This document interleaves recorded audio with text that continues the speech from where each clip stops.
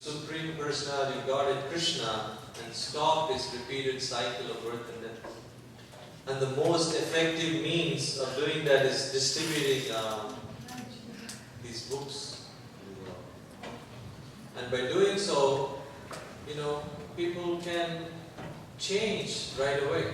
This is one book that can solve all problems. For example, we actually go out and distribute these books. University students come to the temple for a tour, and then after that we give them a book. So we are somehow or other looking for opportunities to distribute these books.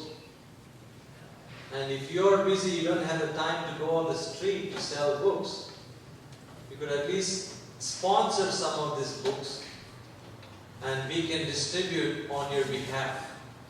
We can give them to the students, whoever is interested on your behalf. Just like many of you got a free Bhagavad Gita this evening. Whoever comes for the first time gets a Bhagavad Gita. And somebody has to cover the cost. And somebody is getting the blessings for covering the cost. So this is an example.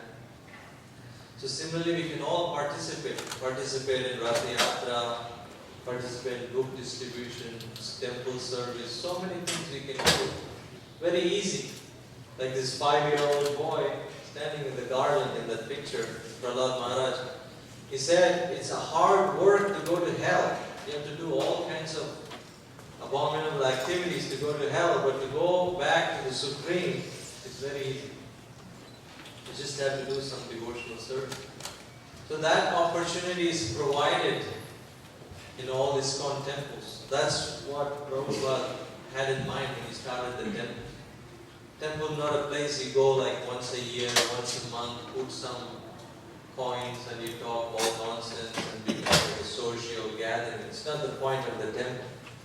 Temple means you come here, you serve, you transform, you experience the practical happiness. So, does any of you have any questions or comments? Yes? You said that the heavenly planets, there's still like duality, and then in Vaikuntha there is no more like duality. So how would you consider Krishna? Would he be good? Because isn't that about duality? Like how would you view Krishna? What is the last part? Just the fact that, if we're living in a duality, good, bad kind of place, and Vaikuntha is a place where it's non-duality, it's not good, it's not, because these are just ideas of duality. So how is it? How would you explain Vaikuntha? You see, at the present moment, she's asking if there are no dualities, how can you understand this spiritual world? At the present moment, we are so used to time, influence of bad, highlighting good, like that. But we don't need to have bad in order to appreciate good. See, that's what our experience in this material world is. It's just like Prabhupada gives the example. If you're walking in the beach, and you're having a great time, they come with a baseball bat and they want to crack your head. And then you say like, what are you doing? And then they tell you, no, I'm trying to help you create pain. So, after the pain is gone, you can actually enjoy. You can actually enjoy the beach. So I want to beat you on the head. You're like, no way, I'm already happy. Just leave it alone. So because we are suffering so much, we come up with this kind of convenient philosophy to say, I need to suffer to be happy. I need to have gray hair, I need to do this, I need to do that. Because that's going to be forced on you anyways. So you just come up with excuse so you don't look so bad. But in the spiritual world, we don't need to have these dualities. Because we are so absorbed. It says in the spiritual world, every step is a dance, every word is a song, every tree in the spiritual world is a wish-fulfilling tree. Here a mango tree can only give you mangoes, there a mango tree can give you like bananas. And the cows or Surabhi cows, they give you unlimited milk. And every living being there is conscious and Krishna loves them equally. And you're so absorbed in service, there is no selfishness, there is no time, there is no old age, there is no death, it's just like purely spiritual. And because of our bad experiences in this world, it's going to be hard to conceive. Like Prabhupada sometimes would say, like, somebody asked Prabhupada, like, oh, if everything is conscious in the spiritual world, what about if I'm eating rice, and the rice is also conscious, and I'm also conscious? So what happens when it goes in the stomach? Prabhupada said, when you go there, you'll find out. Just don't kill yourself with all these thoughts. Just chant Hare Krishna. So we don't need dualities to be there. It's actually unnatural to experience duality. That's not purely spiritual. That's actually a punishment for the soul. Even in this world, Krishna says, how do you know you're a super yogi? That you go beyond the dualities. Even in this world where you live in. Krishna says, you will see gold and temple as saying, honor and dishonor, pain, happiness. You will transcend all these dualities even in this world, and you will come to the platform, transcendental platform in this world, before you are allowed in the spiritual world. So it's a beautiful thing that we can experience right now. By reading the Bhagavad Gita, it's like the GPS guides you back to the spiritual world. Does anybody else have it? Yes, ma'am. There's two kinds of devotee, I have questions about. Devotee who chant 4 rounds and doing pure devotional service in the temple, or who is superior, or those devotees who chant 16 rounds and doing service for the Brahman, who is superior? That only Krishna can decide. What she's asking, if somebody chants 4 rounds, we have this prescribed number of rounds we chant on these beads. So if somebody is only chanting 4 rounds and somebody is chanting 16 rounds, who is superior? Well, in one sense, we should chant all the time. The more we chant, the better we will become. Our consciousness will be cleansed. So in that sense, definitely Prabhupada said chant 16 rounds minimum. In another sense, somebody could be chanting 4 rounds because of their circumstances, but they could be more sincere than the ones chanting 16 rounds. Somebody could be chanting 16 rounds, but they're so offensive to other devotees, so greedy, doing all kinds of horrible activities. So for Krishna, it doesn't mean anything. You're chanting 16. Somebody could be doing 4 rounds and they're very sincere, and Krishna will bless them that they will get an opportunity to increase the rounds. It's not good to just be stuck in 4 rounds. What is that? All day we're talking nonsense and just keep Krishna 4 rounds. A little more. I said about those who chant 4 rounds and doing pure service, and those who chant 16 doing service for the payment. Payment? Yes, for the money. So I asked about more about this. Yeah, again, it's the same thing. Krishna sees your heart. We could hide under the garland and robes and all kinds of things, but Krishna sees the heart.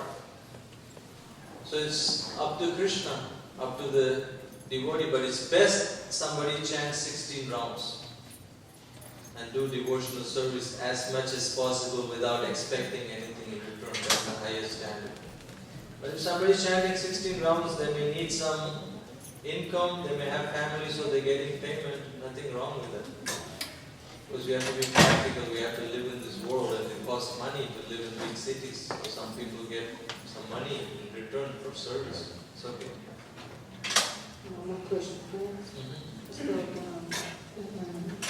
Bible. I didn't read Bible, but I heard what Christian people, they said they're going to heaven. So if Bible invited people to heaven, that means cheating people? No, when the Bible talks about heaven, they're talking about Krishna Loka. talking about Krishna's planet, but they're just using different words.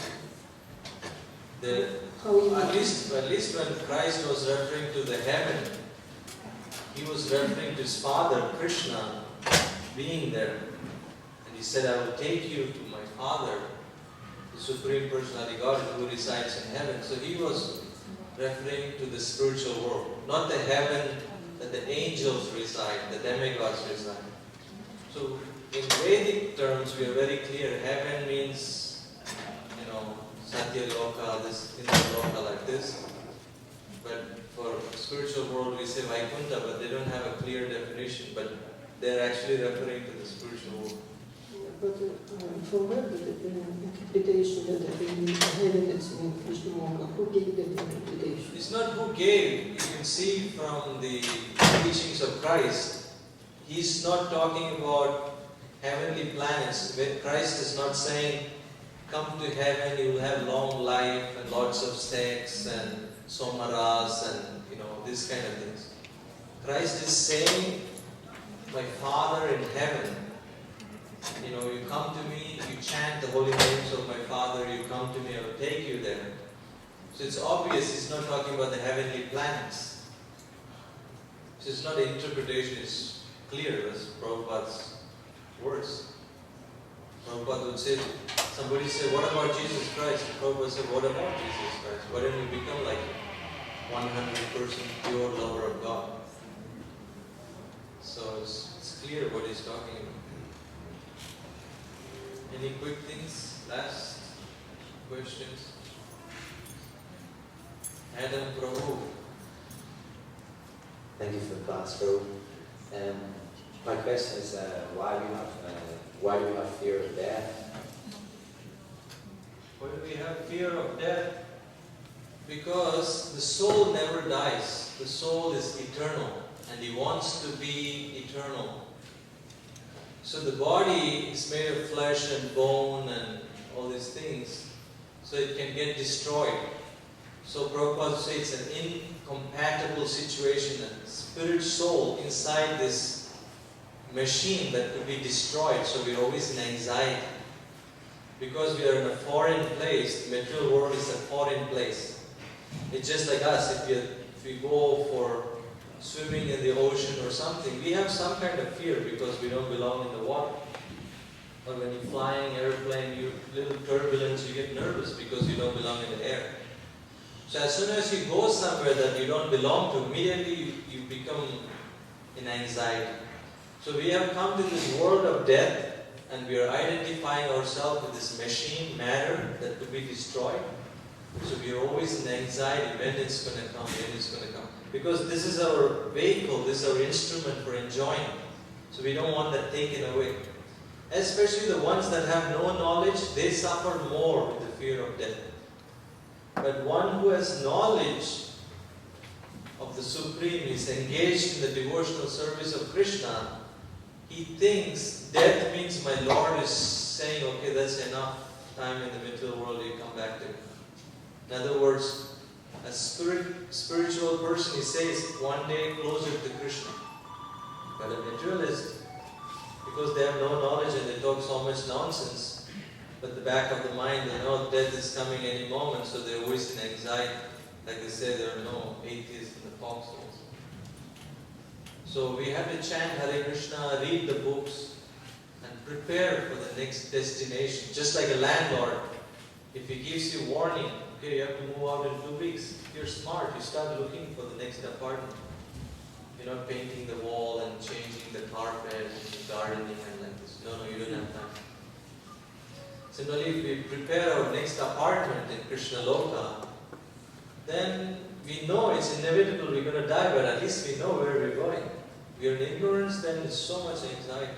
So that's what the temple is for, to educate ourselves. Thank you for your kind attention. Grantaraj Srimad Bhagavad Gita ki jai, Srila Prabhupada ki jai.